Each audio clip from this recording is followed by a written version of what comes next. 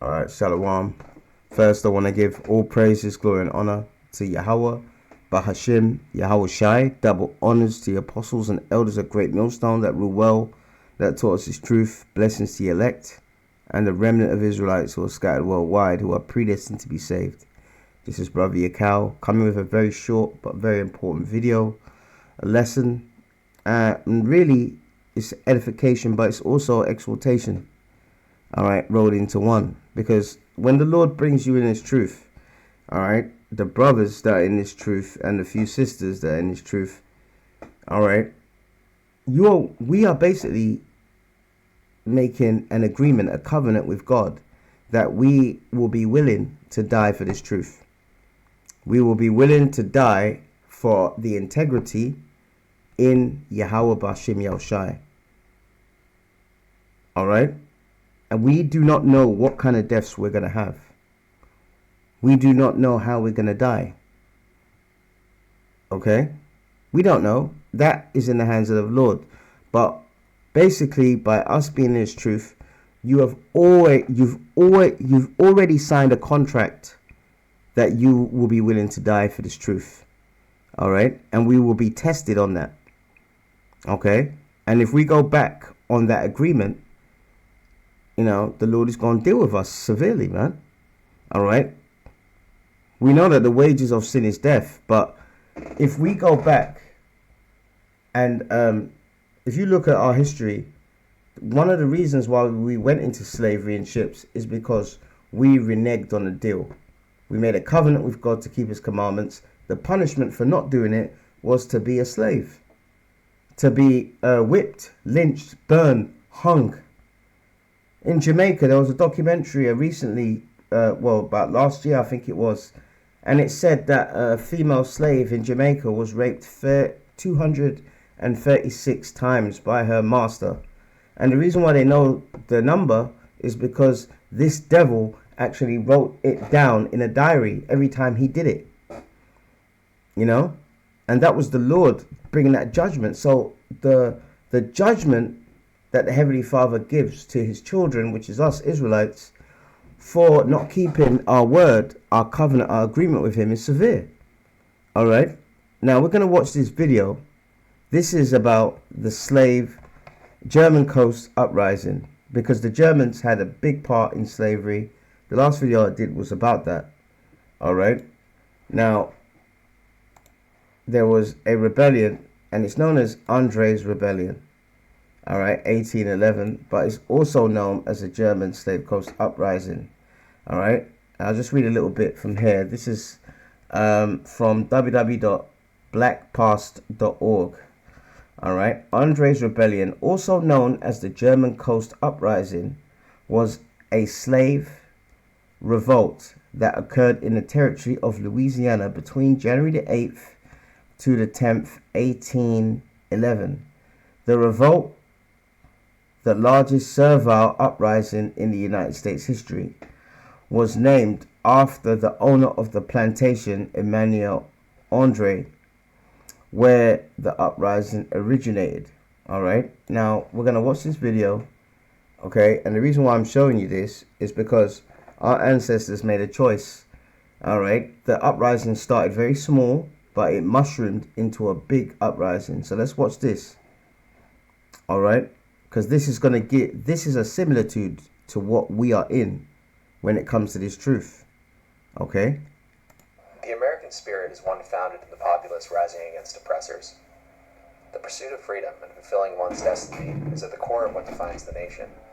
That being said, the United States, like many other nations, has a tainted past. For decades, African people and their descendants were enslaved and abused by their captors. American history in regards to this period is a very sensitive subject. The atrocities committed against enslaved people are widely known, but certain events are left out of the history books. The German Coast Uprising is a largely forgotten event in U.S. history. Even the name, the German Coast, has been forgotten outside of pockets of Louisiana, but the event was in fact America's largest slave revolt. Hundreds of people rose up against their tormentors and marched in pursuit of freedom. Their story, their effort, is one that all Americans should remember. I hope that this video will shed some light on this story of people who gave everything for a chance of freedom. The revolt occurred in 1811 along the Mississippi River, right after the harvest season had ended. During this time of the year, there was minimal work to be done, and the enslaved had a brief respite from their duties. By all accounts, the revolt was led by Charles Long, an enslaved man that sowed the seed of rebellion among plantations in the area. Charles's plan was to organize slaves and march to New Orleans, where he would demand freedom and set up a free colony. The uprising began at the Andrew plantation, near to where Charles was enslaved. The group attacked the plantation owner, Manuel Andrew, and his son Gilbert, at night with knives and axes. Manuel was severely wounded and managed to escape. However, his son was killed in the attack. When I said demand freedom, what I meant was they were going to take their freedom at any cost. The troop began to grab what weapons and valuables they could carry before they began their march to New Orleans. Accounts say that 15 of the enslaved people left the plantation that night. From there, they headed to the Delon plantation next door, where Charles was enslaved. Their troop grew larger. 8 people left from there. Each plantation that they passed increased their numbers, and with it, their determination. Witness accounts say that their march was reminiscent of a structured army. There were people on horseback, drums playing, and they marched in file. See, so it started out with a small collection of them, 8 being 8. All right. You know, they went to Master's house. They beat the shit out of Master. Master escaped like a bitch. And then they killed his son, man. And they had axes, and so he was cut up badly. All right. Unfortunately, there was some coconuts who got wind of this uprising, and warned their masters. That's how colonialized they were in their mind. So many of the slave masters, you know, around this time, fled to New Orleans for safety. You see? But it started with a small collection of them, and they went from plantation to plantation, killing crackers, all right, for their freedom. And one thing they said is they walked in file with horses and drums, and they had weapons, and they was chanting freedom or death, freedom or death. All right, let's continue. Along the way, they set fire to field and plantation houses. Only one additional person was killed, and there's a reason for this. Some slaves warned their masters that there was an uprising coming. You see? Most of the slave owners in the area fled to New Orleans, where they took refuge in the city. See, so that's the mindset. That's the mindset of the 2/3 in America that are gonna be destroyed. They're either gonna be burnt in nuclear fire, or the Lord is gonna take them out in Jacob's trouble. However, the Lord gets rid of them. All right, He has to get rid of them, because this is an example of the mindset that they have. You're going to do an uprising that's going to try and free your people, and you warn your white master that has been raping you, abusing your children, you know, doing all kinds of mental mind tricks, you know, unspeakable crimes, but you actually go and warn master about this uprising, you know. Anyway, let's continue. Manuel Andrew, the slave owner that escaped the initial attack, retreated to New Orleans and gathered a militia with forces from the city. They set out to squash the rebellion, and squash it they did. After only a few days of marching, the group led by Charles encountered the militia in a short-lived but extremely violent battle. Many of the marchers were brutally slaughtered, but some managed to flee into nearby swamps. This next piece is graphic and to me explains why the event is not widely talked about today, but I think it's very important for everyone to hear it. The militia tracked and caught as many of the people and fled as they could find. These people, along with people who did not fall in battle, were executed, and the militia butchered their corpses and displayed their heads on spikes to strike fear into enslaved people. Over 60 miles of distance was dotted with human remains. Charles was given especially terrible treatment for being the leader. They shot him multiple times, dismembered him, set him on fire, and then decapitated him. All told, 95 people were murdered in their pursuit of freedom.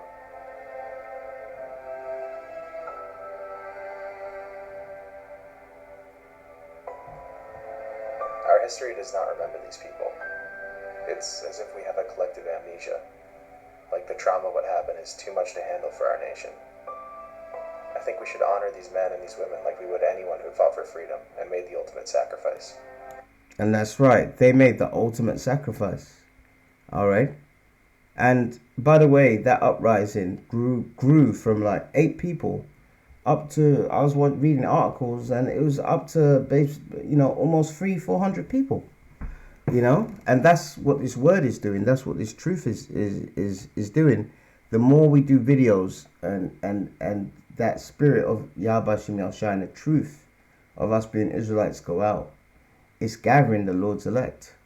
So we've made an agreement, basically, that we could have deaths like our ancestors did in this slave uprising.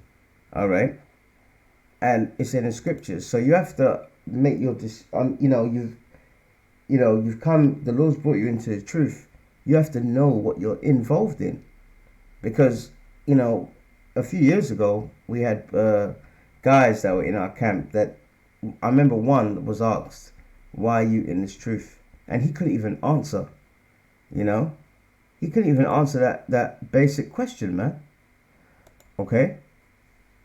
So we have to understand that we are in this truth, and we're gonna have to die for this truth. That's gonna be a requirement. Just like when you apply for a job and it has a prerequisite, you have to have a degree in engineering or whatever. All right. That's what the Lord requires of us. All right. Blood sacrifice, man. Okay. Just like YAHAWASHI. All right. He was the ultimate sacrifice. All right. But we have to bear our own cross. Okay. And we're going to have similar deaths. Okay. So we're going to get a few precepts here. All right. And it's something that is a beautiful thing. It's a beautiful thing. All right. All right. This is John chapter 11, verse 25. YAHAWASHI said unto her, I am the resurrection and the life. He that believeth in me, though he were dead, yet shall he live. And we were dead spiritually. So the Lord opening your mind to receive this truth. And I remember, I was with the elder yesterday, and we took a long road trip, and he asked me, how did I come into this truth? And that was a good, really good question, man. And the way the Lord brought me into his truth was I saw a video on YouTube. All right. And that video said, we are not African. Someone lied to us. When I saw that tagline, I was intrigued. And that was the start of me coming into this truth. The Lord bringing me into this truth. Okay. Now I'm in this truth. I know that I'm going to have to die for this truth. And I've told my family, all right, years ago, I said to them, there's going to be times in the future, all right, in the very near future, that bad times are going to happen. And there's going to be things that I might have to do, all right, that you guys won't agree with, but I'm going to have to do it anyway, And they don't really understand, but I had to tell them, okay? Because I'm not going to consent to this wicked government, okay, when they bring out their wicked edicts, all right? And we had a test run in the pandemic, and us brothers in the truth and the sisters in the truth, the majority of us, we all resisted that temptation to get their snake juice, man, and we're better for it, okay? So let's get a couple of precepts here. I'm not going to make it too long, all right? All right, this is John 17 and 16, all right? They are not of the world, all right? So because we're not of this world, all right, when this world brings out their wicked edicts, their laws, do this or you're going to be put to death, we're going to have to choose death, all right? If you want to make it to the kingdom of heaven, if you want to be a part of the elect, that's a prerequisite, man, all right? Even as I am not of the world, all right? So YAHAWASHI wasn't of the world, so we're not going to be of the world, okay? Verse 17, sanctify them through thy truth. Thy word is truth. Okay? So we have to do what the word says, not what this devil says when he comes up with all his wicked edicts, man. All right? Verse 18. As thou hast sent me into the world, even so have I also sent them into the world. And the Lord has sent us into the world to do what? To teach this truth. Nothing more, nothing less. And to die for this truth. Okay? And if we do that, we're going to have a fantastic name. All right? Our name is going to be in the memorial books, man, in the kingdom. Okay? All right? That's a beautiful thing, man. All right? It's Ecclesiastes 7:1. All right? A good name is better than precious ointment. A good name. All right? A good name. You see all these celebrities when they die. Oh, Luther Vandross died. Oh, Tupac, Biggie, they died. People remember them because they were talented. But now we understand the entertainment industry. These people were wicked. They even compromised their sexuality to literally have, that fame and notoriety. And now all that truth is coming out about how wicked the industry is. People are not even looking up to these people no more. People are thinking to themselves, was you that desperate for fame that you had to suck dick? Take sperm in your face so you can get a record deal? There's rappers that have actually said this, man. If you don't believe that, go and look at what's happening with P. Diddy. All right? So they ain't got good names, man. All right? A good name is better than precious ointment. And the day of death than the day of one's birth. So the day you die is better than the day you're born. And you know why that is? Because we're in a world where Job 9:24, the earth is given into the hand of the wicked. When we're in the kingdom, it's not going to be like that. All right? The day, we're not going to die. We're going to be immortal. That's for one. And for two, first of all, we're going to be, immortal. We're not going to die at all. All right? No health problems or anything like that. So it's going to be a joy, all right, when you have a new Israelite come into the world, because the biggest human emotion that you can have is joy. And we're going to have joy 24/7 in the kingdom. All right. So, and we want to have a good name, not a good name with the people of the world, but a good name, all right, with YAHAWAH. All right. So in order for us to have that good name, which is better than precious ointment, all right, it says what? And the day of death and the day of one's birth. So we're going to have to die. All right. We're going to have to die to get that reward. I hope you brothers and you few sisters understand this, man. Okay? I really hope you do. Okay? This is Revelation chapter 14, verse 13. And I heard another voice from heaven say unto me, right, blessed are the dead which die in the Lord from henceforth. All right? Like we had a brother in, I think it was from Indianapolis in America, in that camp, earlier this year. I think it was in February. He passed on. I can't remember what he passed on from, maybe an operation or something like that. But he died in his truth. He died doing the work. All right? So he's blessed, man. So blessed are the dead which die in the Lord from henceforth. Yea, saith the Spirit, that they may rest from their labors. So just like High Priest Ariel died last year, he's rested from his labors, and their works do follow them. Okay?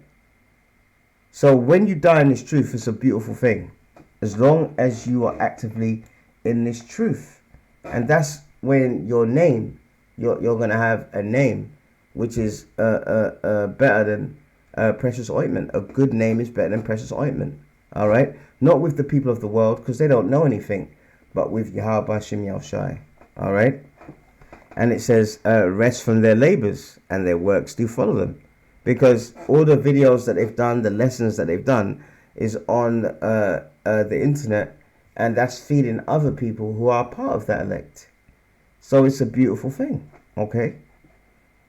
All right. So just like our ancestors in that slave revolt, they made a conscious decision. They were only 8 at the start, and then it mushroomed into like 300-400 of them. Okay. When they went from plantation to plantation, right there and then, when they said, come on, join us, they had to make a split decision right there and then whether they were going to stay a slave and be worked day and night, day never ending, master got me working, or fight the devil, and if I have to die, so be it. They had to make a split choice decision, and a lot of them, some escaped to the swamps, a lot of them got caught, but they took them devils, them crackers with them. Many crackers got killed in that rebellion, man, and many of our people got, tortured, decapitated, and they put their heads on spikes, to scare the rest of our people. Okay? But I'd rather die like that than just be an eternal slave to a race that is inferior to us, man. All right? So they had to make a conscious decision. So with you, brother and sister, in this truth, you've made that decision already, man. So I hope you know what you've got involved in. Okay? All right, last scripture, and we're going to close. I'm sorry it's gone on too long, but I think the message, the spirit that YAHAWAH put on me to make this lesson, I think, Lord willing, it's is edifying you, and also it's an exhortation as well. It's encouraging you to understand and just know that, listen, death is around the corner for us, man. All right. And it might be in many horrible different ways. Okay. But at least we will have a good name with YAHAWAH. Just like when they stoned Stephen. When they were stoning Stephen, he said he saw heaven open, man. And he saw YAHAWAH sitting on the right hand side of the throne. So we might be going, they might be torturing us and all that stuff. And while that's happening, the Lord lets us see those visions. That's a beautiful thing, man. All right. This is 2 Timothy chapter 4. All right. And all of this section is good, because if you look at this section, this was Paul basically. And when it says the word charge, it's like encouraging, that charge means to encourage, more or less. Paul knew that he was going to die, so he was, giving a letter, to Timothy, and others to, encourage them to keep doing the Lord's work. All right, I think I'm going to start. Let's start from verse 1, actually. All right, I charge thee, therefore, before God and the Lord Yahushua HaMashiach, who shall judge the quick and the dead at this appearing and his kingdom. Preach the word, be in season and out of season. So whether it's cold, whether it's hot, spring, summer, teach the word, be outside. And a lot of the Israelite groups are not doing that. Reprove, rebuke, exhort with all long suffering and doctrine, man. All right. And to rebuke is to tell someone off, to reprove is to correct, to exhort is to encourage. Okay. Verse 3, for the time will come when they will not endure sound doctrine. All right. But after their own lusts shall heap to themselves teachers having itching ears. All right. Going from one doctrine to another, teaching about hell when you weren't teaching about hell a few years ago. You were saying that hell is a condition on earth, which we're in right now. Now you've all of a sudden changed it up. That's not sound doctrine, man. All right. Verse 4, and they will turn their ears from the truth and shall be turned onto fables. And most of the time, these Israelite groups are doing that because they've taken the bag from the enemy. All right. So their name, all right, is not going to be a good name to the one that really matters, Yahweh and Yahawashi. It might be to the 2/3 that are blinded, All right, you false prophets will have a good name with them, but to the Lord, your creator, you ain't going to have a good name. All right. Verse 5. But watch thou in all things endure afflictions. And believe me, we're being afflicted now, but afflictions are coming, man. Do the work of an evangelist. Make full proof of thy ministry. So whatever your gift is, use that gift to the best of your ability. All right. You know, what's it called?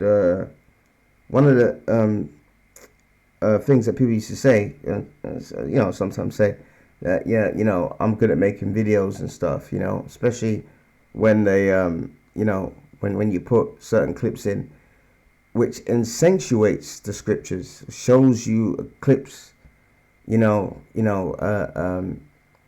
sometimes visual aids are very good at showing you, just like I put that clip about the rebellion, that is just, an example, So whatever your talent is, use it to the fullest, man. Okay. For verse 6, for I am now ready to be offered. So Paul knew that he was going to be put to death. All right. And why did he say offered? Let's look up that word, offered. All right. Offered. Ready to be offered. All right. Strong's G 4689. Yeah. Spendo. Which is Greek. All right. And here it means, let's see there, to pour out as a drink offering. That's like in certain African cultures, Hamite cultures, they call it libation, make a libation, all right, in the New Testament, to be offered as a libation, used of one whose blood is poured out in a violent death for the cause of God. All right. So Paul knew that he was going to have a violent death. So that's what you brothers and sisters have to understand. Violent deaths. We're going to have violent deaths, man. Some of us are going to die in very gruesome ways, And in your mind, you might think to yourself, man, haven't we suffered already? Haven't we suffered already? Haven't we gone through this? But, there's a scripture in I think it's in Ezra chapter 9, where it says, the Lord has punished us least than our sins deserve. So really, the Lord has been merciful unto us. He could make half of our nation homeless, man. But he hasn't done that. So to be offered means what? To be offered as a sacrifice, man. All right. So our time, our effort in this truth, and really our mortal body is going to be offered as a sacrifice, and that's what pleases YAHAWAH. All right. So that's what offers mean. So he said, for now I am ready to be offered, and the time of my departure is at hand. I have fought the good fight, and I have finished my course, and I have kept the faith. And that's the main thing. That's why we need to pray to the Lord, that our faith will hold up, because that's the only thing that's going to keep us. Faith in YAHAWAH, that we will finish the course. All right. People like Nate and IUIC and all these other people that have taken the bag, they had the faith at one point. The Lord took their faith away, and they took the bag, man. That's why they're coming in the name of Christ. Okay. All right. Verse 8. Henceforth there is laid up for me a crown of righteousness, which the Lord and the righteous judge shall give me at that day, and not to me only, but unto all of them also that love his appearing. And that appearing is when Yahawashi comes back. So listen, I'm sorry it went on so long, but know this, that we're gonna have to die for this truth, man. All right. So if you're not willing to do that, just go back into the world, man. And be a black man and a black woman again, man. All right. Hispanic man, Hispanic woman, a Native American man, Native American woman again, and kiss your master's ass. All right. We're not gonna kiss master's ass, man. All right. we're willing to die for Yahawah Bashim Yahushai. So I pray you are edified. To the next one. Shalom.